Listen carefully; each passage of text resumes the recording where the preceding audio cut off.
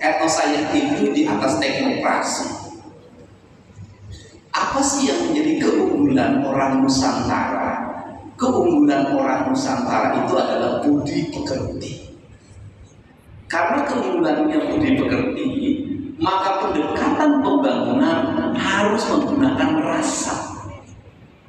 Karena dari rasa lahirlah rumasa. Kalau dalam ideologinya orang Sunda, rumasa itu adalah sebuah sistem sikap di mana tidak boleh meletakkan diri merasa lebih tinggi dari orang lain, meletakkan pengetahuan menganggap orang lain bodoh, dan dalam ideologinya orang Islam itu digambarkan dengan Fir'aun.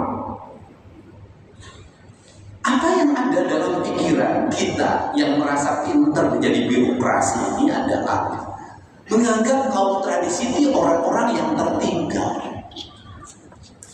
menganggap kaum adat itu orang-orang yang bodoh, sehingga mereka dalam pembangunan seringkali tidak dipahami oleh kita. Mereka adalah sumber pengetahuan. Maka karena mereka tidak dipahami sebagai sumber pengetahuan, leluhur tidak dianggap sebagai sumber ilmu, seluruh pengambilan keputusan demokratis dan teknokratis Indonesia semua landasannya dari studi. Studinya studi luar negeri. Studi luar negeri itu lebih banyak ongkosnya daripada ilmunya. Karena paling senang studi banding adalah pejabat dan anggota DPRD. Nah, itu saya dulu waktu jadi anggota DPRD, bukan orang lain. Nah, sedangkan kalau kita mau belajar Barat yang mengajarkan kemajuan pada kita tentang bagaimana dia menentang deforestasi dan sejenisnya, dan mereka menganggap sangat memiliki pengetahuan dalam pengelolaan alam ini, sesungguhnya mereka telah gagal dan telah mengajarkan kerusakan bagi kita. Leluhur kita berabad-abad mampu bertahan sebagai masyarakat budaya, sebagai masyarakat adat, berabad-abad. Pertanyaannya adalah, berulang-ulang saya ngomong, Indonesia merdeka sudah berapa tahun? 80 tahun. Dari 80 tahun ini penurunan sumber daya alam, hilangnya logam mulia, terjadinya kerusakan di hutan, terjadinya kerusakan di laut, terjadinya kerusakan di sungai, itu udah berapa? Artinya bahwa kita dalam 80 tahun ini telah menurunkan daya dukung lingkungan, dan hampir kita tidak bisa menitipkan lagi negeri ini secara baik pada anak cucu kita. Tetapi leluhur kita, yang oleh kita, kalau orang Sunda itu dulu kaum Wiwitan disebut kaum musyrik, itu berabad-abad mampu menjaga alam ini dengan baik, menitipkan alamnya dengan baik, tapi dia tidak merasa menjadi orang pandai. Bayangin, salah satu kebodohan kita adalah menganggap rendah pengetahuan yang bersumber dari leluhur, menganggap rendah kaum adat. Maka dalam pembangunan itu, yang pertama adalah landasan teologis.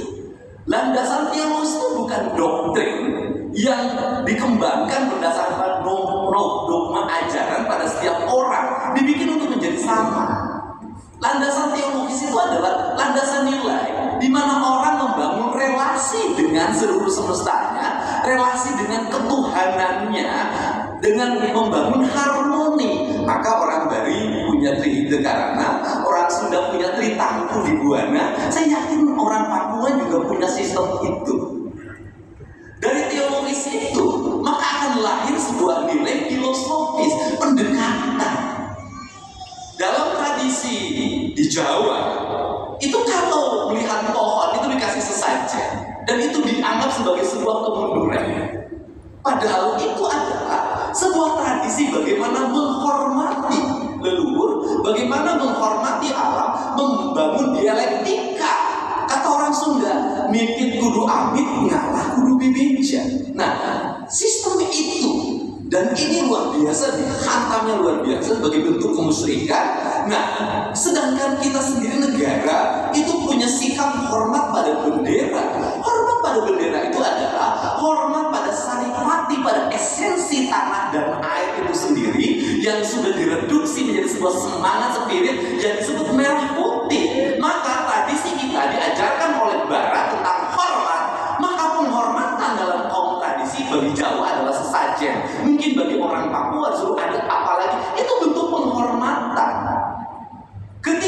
hubungan dialektika ini sudah tidak ada, maka hubungan cintanya sudah tidak ada.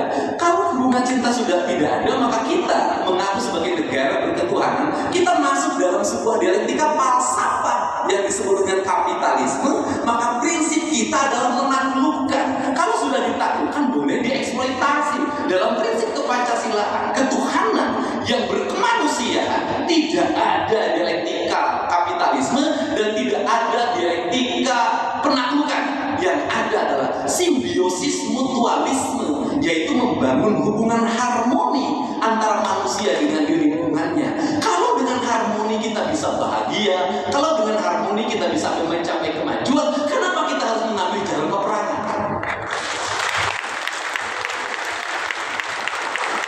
Kalau alam bisa diajak oleh kita bicara, kenapa kita harus menghancurkan? Kalau sumber mata air oleh kita bisa diajak bicara, kenapa kita harus membuat pencemaran? Kalau hidup bahagia dengan damai, kenapa harus pilih peperangan? Kenapa? Kapitalisme mengajarkan penaklukan, penaklukan mengajarkan hegemoni. Dalam sepanjang sejarahnya, hegemoni ujungnya adalah penindasan dan peperangan. Maka kita sebagai Republik berpancasila, kita tidak memilih konflik yang tidak berakhir, konflik hegemoni yang diajarkan oleh negara lain. Maka kita harus memilih jalan